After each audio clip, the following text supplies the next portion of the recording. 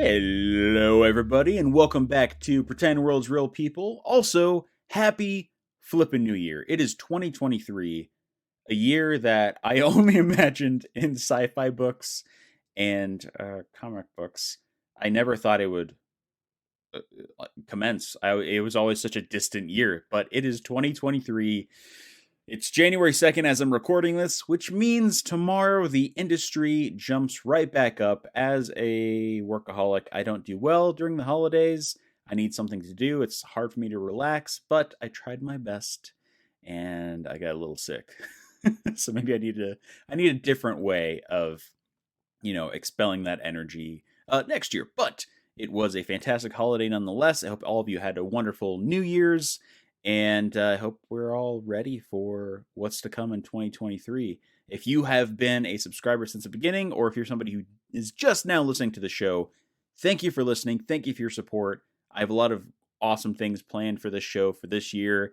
We're taking it to the next level, and I can't spoil any of it for you. In fact, I'm taking 2 weeks off after this week to focus on said tasks and to fully figure out how I'm going to pull off a bunch of these different things that I can't talk about because it would be spoiling it for you. However, I can tell you that for this week's episode, the first episode of 2023, first episode of the new year, I had a chance to chat with one of my best buddies, who is an amazing actor, writer, producer. In fact, she's producing an independent film right now. I just talked to her a little bit ago, and she had a phone call about said production midway through. It was awesome. She's gone full producer on me. But that would be the amazing Aubry Pullara. Now, she is a Denver-based performer, but she's lived all over. She spent a hefty amount of time in New York City. She has worked on projects like How to Be Single and Ben is Back. And now, this year, she is diving headfirst into really adding not only producing, but so much more to her resume, and I can't wait to see what she does. I'm so excited. Also, we're such good friends. This interview went off the rails a little bit, so I apologize if I steer the conversation the other way. And at times we we try to get a little professional with each other, but it doesn't work because we know each other so well. Anywho, I hope you all enjoy this episode, and please sit down, grab a coffee, grab a tea, grab whatever you like, and let's chat with the lovely Aubry Pullara.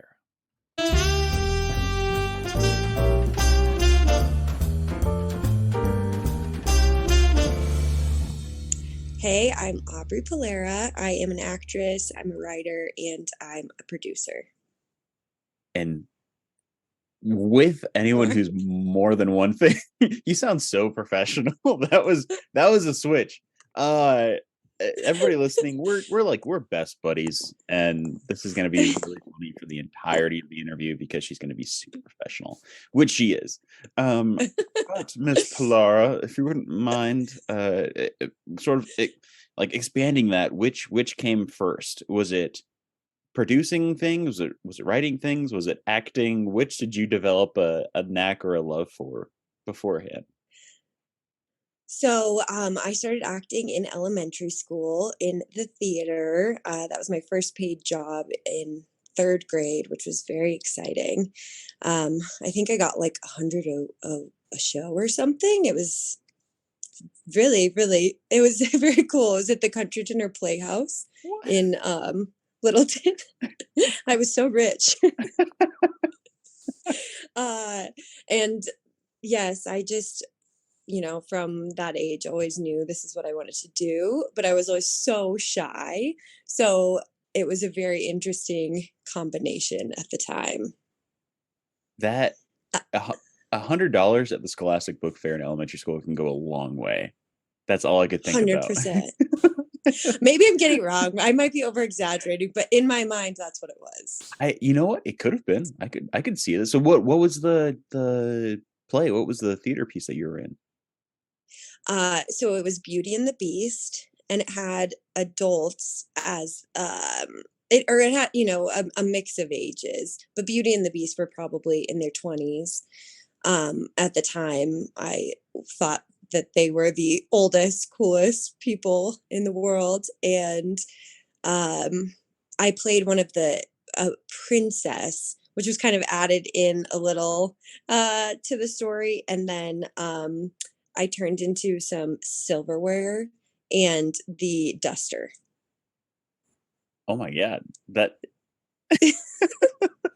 that's a lot to do in elementary, especially for like getting into acting. That's a lot. Okay, so you start there. Was it just an eye-opening experience where you thought this is what I want to do? Like this is it, did you have any knowledge of that being a possible career at that point, or was it just this is fun, we're going to keep it going?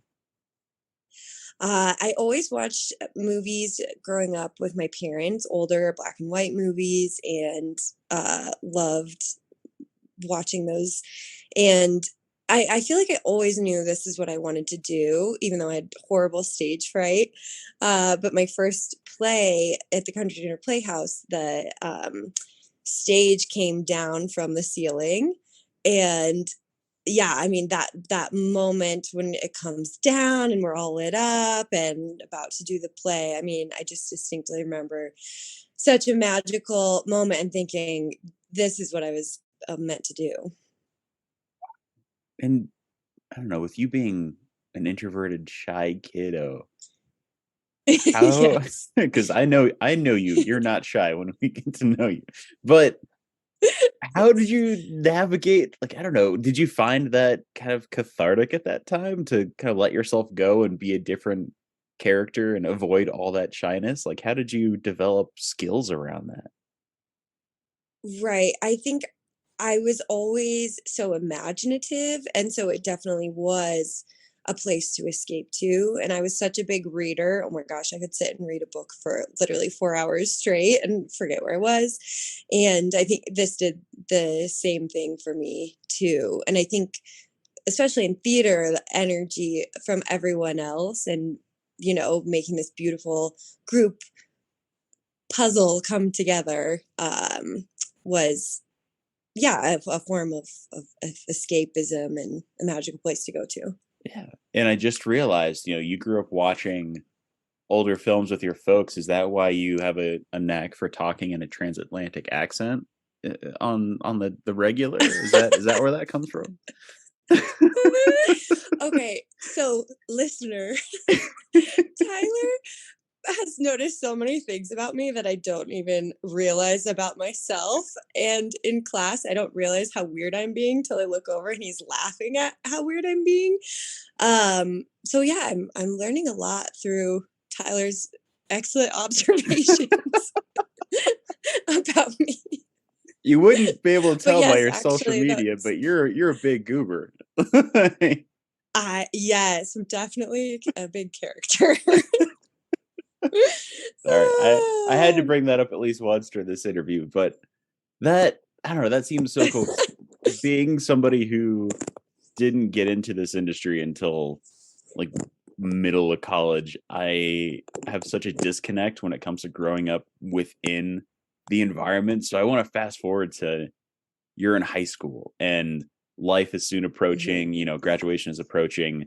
What was your goal when you're going off to college, or if you wanted to even go to college? What was your plan? Were you thinking of, you know, performing arts, something fun to do? It helps me, it's cathartic, it's therapeutic, or were you thinking of this is, were you hitting the gas on that pretty hard as far as career goes? Mhm.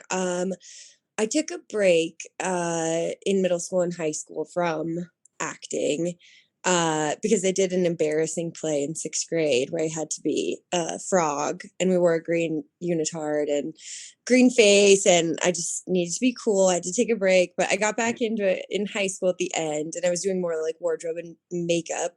But at that point, I I really didn't want to go to college. I just wanted to move to LA and pursue acting. My parents convinced me otherwise, uh, and I went to CU Boulder. But in the back of my mind, it was always, "This is what I'm meant to do. I this is what I have to do." Um, so yes. But so with that being said, what was your go-to backup option? And it doesn't have to be anything tangible, but I don't know. In the last 8 years, I always thought, you know what, I'll be like a landscaper guy, like riding the standing lawnmowers. Like that'd be fun to Mm. do if I wasn't able to act anymore. Like what would you do? Do they have to be standing They lawnmowers? don't, but I'm such a sci-fi nerd. I would just pretend like I was on some like floating starship or pretending I was in Harry Potter somehow. Yeah, I respect that. It everything that I've always wanted to do was um dancing, which I do, singing. So it was like, okay, I'll just be, a backup dancer, I'll be a pop star. I did always love writing. I don't think practicality was not always in the forefront of my mind, but I did study psychology, and so always have thought I could be a therapist. I think you easily could. You're a very great listener, and you have like wonderful retorts Thank that you. wouldn't insult anybody, but also, saying, "Hey, fix this." Hey, we need to have a look at this. Thank you. Thank you. Yeah. Well, so, I could add that to my repertoire. You could. You easily could. And yeah, that's I don't know. The fun thing about doing this podcast is just acknowledging how crazy we all are for pursuing this and going, no, no, but like it's gonna be fine. Uh, Right, right, well, it's just day in and day out of complete anxiety and things that just make you go a little. "Arr." So right, right. I'm jumping ahead a little bit on this question, but what helps you stay, sane or allows you to decompress when we're knee deep in self tapes or, we're not getting bookings, 10 to 20 auditions through? What helps you relax a little bit? I definitely draw a lot and write down my feelings, and I singing really really helps me to get some emotions out. Meditating, prayer, lots of things, lots of things that I need to be doing. I've never I've never heard you sing. What do you like to sing? I've never once heard you like seriously sing. Right. That's probably what I'm most shy about. If Yeah, for my performance, Really? performance traits. So something that I am trying to work on. Um, and I grew up taking voice lessons in theater, and I sang in a couple little choirs. Growing up, we in middle school, I was in a choir, and we had these cummerbunds, that go around your waist, Yeah. and they had like little jelly beans on them, and we were very fancy. What? I know. I was a star. Here's the thing, I tried out for, my high school choir, and I literally forgot the words to Little Mermaid because I was so nervous for singing. So I know that's something I really need to work on because I have, um, yeah, a fear singing in front of people. Really? So are you one of those like bathroom singers? You probably sing in your car, like, just so you're able to get it out and still keep those muscles working. Yes, yes, exactly. And I've been working with a coach from New York, Bruce Bomber, who's amazing. So he's definitely helped a lot there. Uh, but yeah, I need to record some new pieces of tape soon with singing. Yeah. I'll sing for you one day. One day. I assume it's gonna be, at like my funeral or something. So yeah. Oh my gosh, Like, that's well, so technically, sad. if I sing this next to his casket, no one's around. I'm still singing without anybody hearing, but maybe he can hear it. Sorry, that was really dark. Um, Sorry, listeners. When we're together, Sorry, it's like dark listeners. humor abound. That yeah, I never knew that about you because I've heard you go up in notes here and there, and you're usually like joking or you're goofing around, but I never even thought to ask, do you sing? Do you sing seriously? Do you sing? Do I sing? Yeah. Oh no. No, I wouldn't call it singing. I mean, No, listener. I, I like to sing along with My Chemical Romance in my car, and Okay. that's usually pretty fun. I'll sing Candy Shop by 50 Ooh, Cent, yes. a la, was it Old School or The Hangover when they sing it? And the band just makes it really, really vulgar. But yeah, I was never, Amazing. so I admire everybody who sings because I think it's an amazing talent. And, those who are most shy about singing in public are usually the ones that just kick pure ass at it. So Wow, I'll take just it. saying. Just I'll saying. take it. Who did you look up to growing up? If you had anybody you looked up to as far as like acting and performing goes, because you and I joke about you know, 10, 20 years we have the same friendship that like George and Julia Roberts have. George Clooney and Julia Yes. Roberts have on talk shows. And those are people that I've looked up to when I was getting into this. But who did you, Mhm. admire on the screen? Mhm. Well, I always looked up to Jennifer Lopez that she did acting, singing, and dancing. So I always found that very admirable, and just the way she carries herself. And Rachel McAdams is one of my favorite actresses, and I love all the movies she picks. So many are about love and time, different like time warps. Sandra Bullock is definitely one of my heroes as well. I just adore her. I think she's so lovely and talented, and just seems like such a great person too. Yeah. No, Let's those are great see, choices. Leonardo. Thank you. Thanks very much. Yeah, Leonardo DiCaprio was always one of my favorites too. Yeah, it's He's because just he's dreamy. he's mesmerizing. Look, he has that, sure, yeah. But he's got the talent too. Oh yeah, he does. And he's absolutely just crazy rich. Uh Not to say that's what we're looking for, but a couple houses here and there, that'd be nice. Who Yes, listener, Tyler and I are going to have houses next to each other on the beach in Los Angeles. We're speaking it into existence. Oh yeah, it'll happen. The houses may not be nice, but they'll be fixer uppers with a bridge that goes to and fro. Yeah, A that campsite on the beach. campsite on the beach. Actually, that'd be really nice.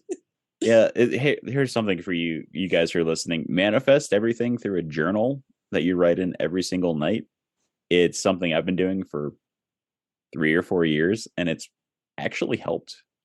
Things may not happen the way you imagine them happening, but things lead you to certain. So it's that weird. That's the only LA thing that I do that has actually worked, and I stick to it. Like all those LA sort of like other actors and models we talk to. It's like, no, you should do this, you should do that, or you should go on an ayahuasca. I'm like, The LA tricks. yeah. Be open, Tyler. I'm trying Be to. What open. what are the LA things you do? I know you have a couple LA things, or maybe it's like more New York things that you do. Uh, the New York things I do. Just think that other people are out to get me. No.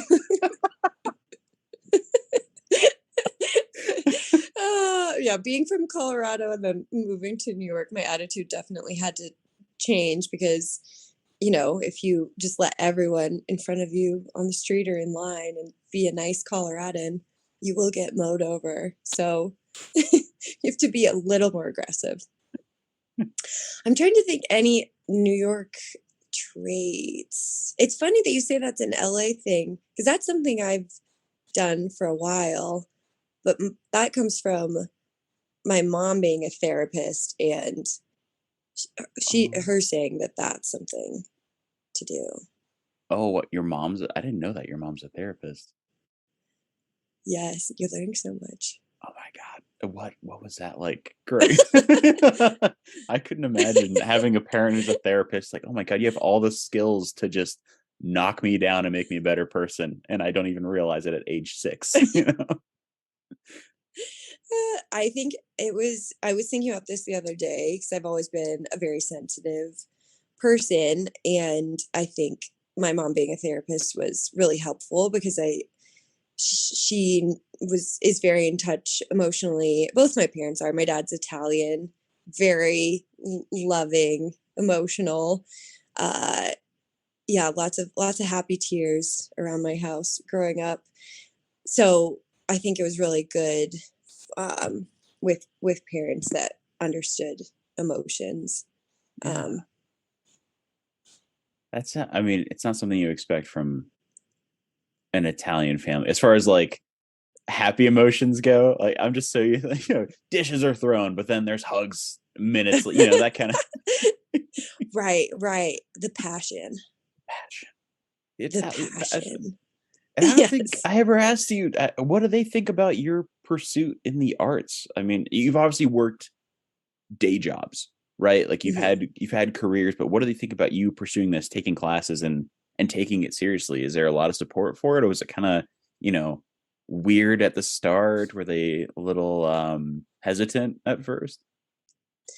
Yes. I mean, well, so when I was in elementary school, I asked them to move us all to LA, which they said absolutely not. And no, they've always been very supportive, but I think, just worried about the practicality of things.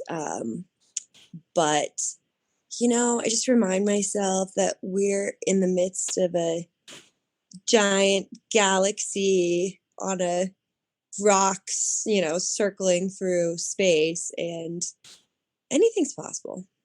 Yeah, yeah. That's always a little nerve wracking when you have to tell your family what you're going to do. It's Right. Yeah. And I think yeah, because it's been something that, I've always um, cared about. So I think they just want me to be happy and, support myself and whatnot.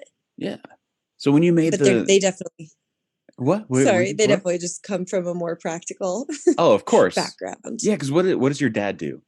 I forgot. My dad is a lawyer. Ah, Yes. So very into you know rules and things being just so, which is definitely where we've butt heads over growing up because I'm so much more abstract.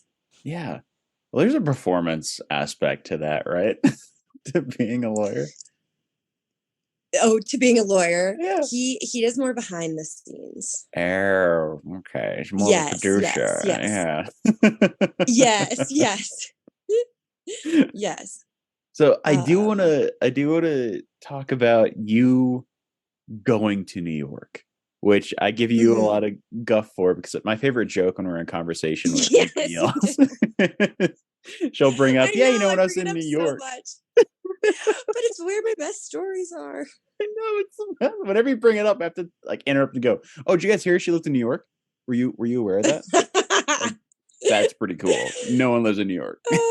But what what um what brought you out to New York instead of going to LA? And what was it like, you know, navigating yourself in not only a whole new city, but also a whole new part of the industry where things are different? It seems like it'd be more cutthroat than Denver. And how was your first year out there trying to make this all work? Yes. So I'd always planned to go to LA. I almost went to Chapman in Orange County, but then ended up at CU and loved that. And then right after college, I went and visited LA with my mom. And I mean, I love the beach, I love the sun. So it does seem like a good fit. Um, but it just didn't feel right. And one of my friends from college had been living in New York for a year and said, some of us are moving in together. You should just move here. And I'd actually only seen Times Square before I moved to New York. But it just felt like the right thing to do. And it was. I loved it so much. Um, and yeah, the first year I learned so much. Oh my gosh. Well, I was exposed to East Coast weather and not being able to see, from far away. I could only see all the buildings. I called it building stress. I'm just stressed out from being surrounded by so many buildings. Um, but I lived near Central Park, so that was helpful. And yes, I feel like my worldview expanded so much. New York is obviously a melting pot of people from all over and doing all kinds of different things. And so many people that are so focused on their career. So, yeah, you definitely get swept up in the rush of it all. Um, and it was interesting the first time that I went to a casting where everyone looked so similar to me, and just realizing how many people are doing this and how much it takes to stand out and make it happen. And but I loved being there. The life force is high. I would say. Well, and you did a lot more than just acting out there too. Is that where you booked the Mhm. the costuming job for Ben is Back? Yes, yes. So I worked under Melissa Toth, and under Peter Hudges, the writer of the film, and I was the production assistant for the wardrobe department, which was so cool. It was amazing to see a project from start to finish, as far as the wardrobe went, and I learned so much, met so many amazing people. And I love dressing up. I think anyone who knows me knows that. And so wardrobe and fashion has always been very interesting to me. And I did that project and then realized, I miss it acting. I want to focus more on that. But the production that I am working on right now with Chameleon Films, a producer and an assistant art director. So I'll be helping out with the wardrobe again there. So I'm excited for that. We have to unpack that because we we went to a viewing party last night for a short film by Chameleon Studios and our buddy Matt Smaldone, but also seeing the promo for just kickstarting their next project. How, because I feel like all of that happened within 3 weeks, where you and I were just kind of talking Yes. about it. How did that come to fruition? Because now you're producing. How do you feel about it? What have you read Okay. about it? I feel great. I'm very excited. It's always been something that I've been interested in. And yeah, I started writing a couple scripts in when I was in New York, and I'm still writing those now. And it's always been a dream to have a production company where I can make these these films, especially with some women as the leads, because that's so important to have in there. But yeah, sorry, I got so off track with that. Very excited to produce. I We literally was like, I don't even know what all producing consists of. I need to sort this out. So yeah, logistically in the midst of all that. And I was also an event planner in New York, and I think that that's helping with all the logistics of producing right now.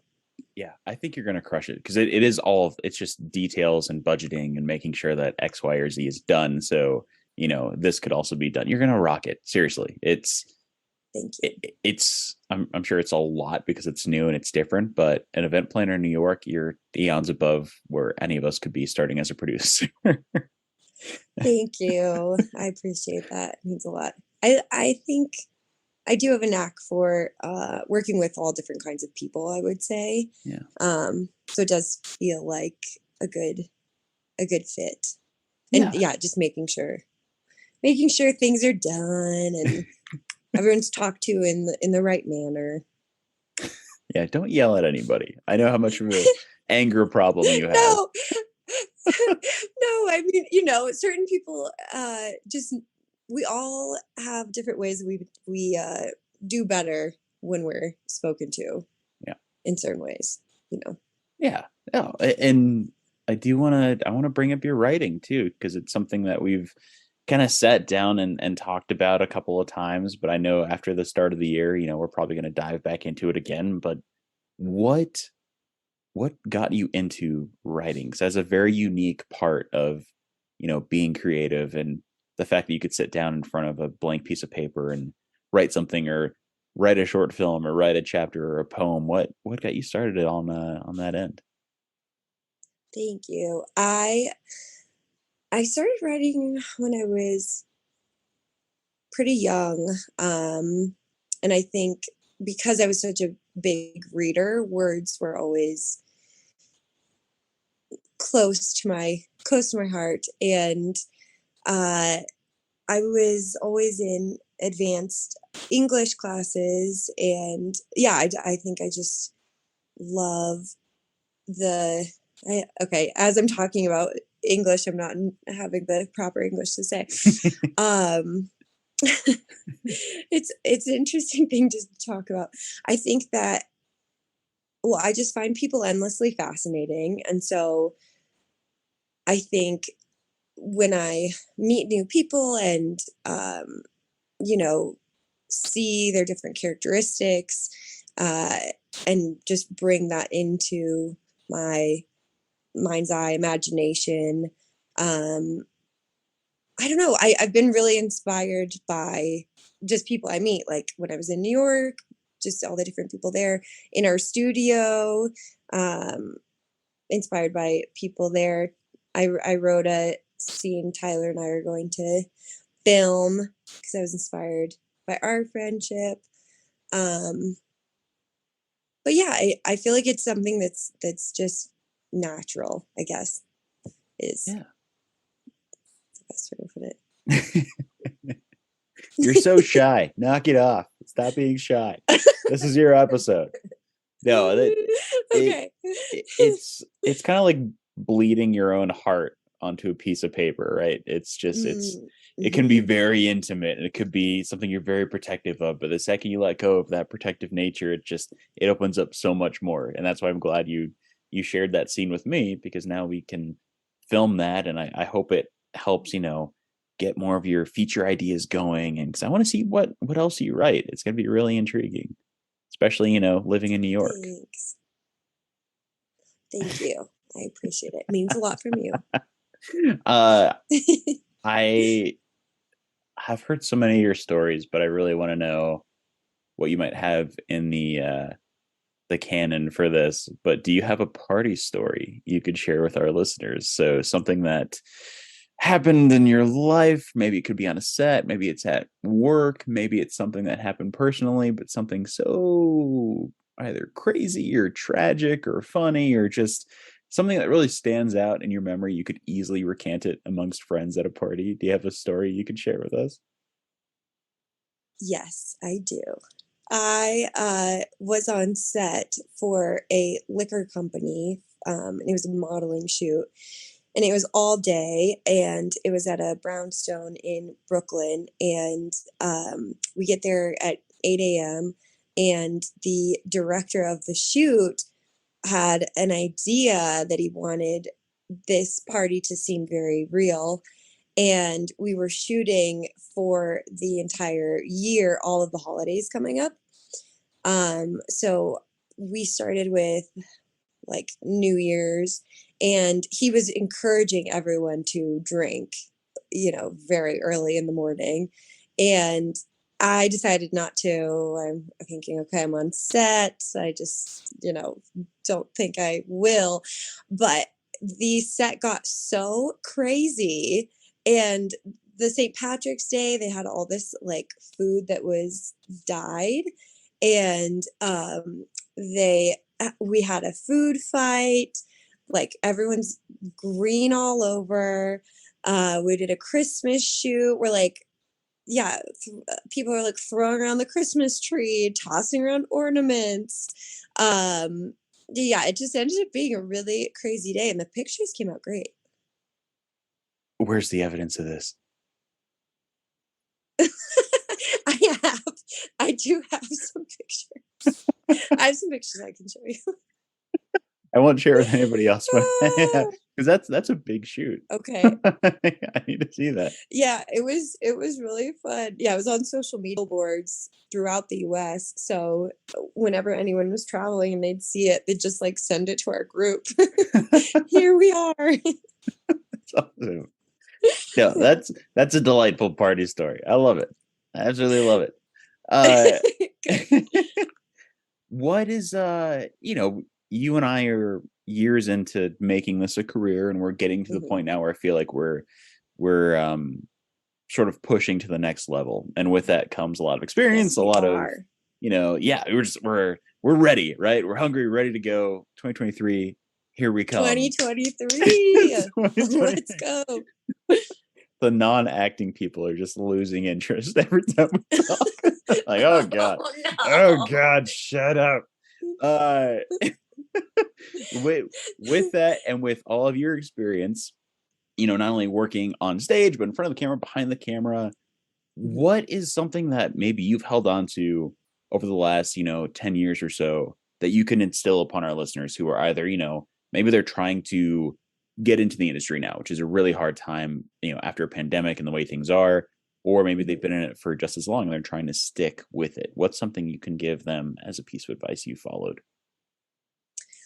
I would say that comparison is the thief of joy, and that's one I have to tell myself. And the right opportunities will come to you. I like to think that what's meant for you won't pass you by. And if things aren't moving as quick as you had hoped, maybe it's just more of a preparatory time. So then when you get to these opportunities, you are ready. Um, and yeah, just have fun along the way. It's a journey. It's not a sprint. It's a marathon. And I think, yeah, you'll always be leveling up. So just to appreciate where you are, look at how far you've come, and be excited for what's coming next. I love it. You're so wise. Thank you. Well, it's all stuff that I try. we've heard when we're starting out, right? And it's stuff Mhm. that stays there because it's true and it works, and we have to Right. really remember that every time we go into an audition room, every time we get that yeah, well, they passed on you. They'll keep you in mind for future projects though, which is just another way of saying like, nah, just forget it. Yeah, that's that's just something great to hang on to. Um and with everything you're doing right now, yeah, I'm curious about this. Do you have anything we can give a shout out or a promotion to, whether it be, a company that you really believe in or a charity that you really love? Is there anything we can give a shout out to in the show notes? That's a great question, and I feel like, well, the I think that mental health is so important, and have dealt with different mental health struggles myself, depression being one, and the CU Depression Center. I know does amazing things for people. My dad's company actually attends a gala there every year, so I've been able to go see speakers. Yeah, at their function, and I think yeah, anything to help with mental health is so important, especially after the pandemic. I love it. I love it. No, that's super important. I didn't even know that CU had a depression center. So that's something I'm going to keep in mind too for for Cool, further usage. For those awesome. dark days where you're out of sugar and caffeine and have nothing else to do. Um, which is usually the start of my depression. uh, oh no, that's awesome, buddy. I'm just glad I had a chance to bring you on. I mean, you're gonna come back. We're gonna have you on a couple because it's just how can I not have you on this show with all the stuff we do? Thank you. Yeah. I mean, I hope you had fun. Oh, I I hope you did. had a good time. I had a blasty blast. It was like being A in super Brooklyn. blast. It was like being in a bodega at 2 a.m. and buying Just having a a chat. yeah. Pizza, dollar pizza. We have one more thing to do though, which I'm not Okay, sure if you've heard or not, but we do an awkward goodbye on this show, and it all stems yes, I from have Wayne's heard. World, which I don't think you've seen, right? No, I haven't Ah, seen. I I know, need I to know. watch. Well, the way it works is I'm going to give you a silent 3, 2, 1 countdown, just like a cameraman would. And when I point to you, give me your best verbal awkward goodbye, and we're going to end the interview from there. You ready to be super awkward on Perfect. purpose? Absolutely. Okay, buddy. Here we go. In 3.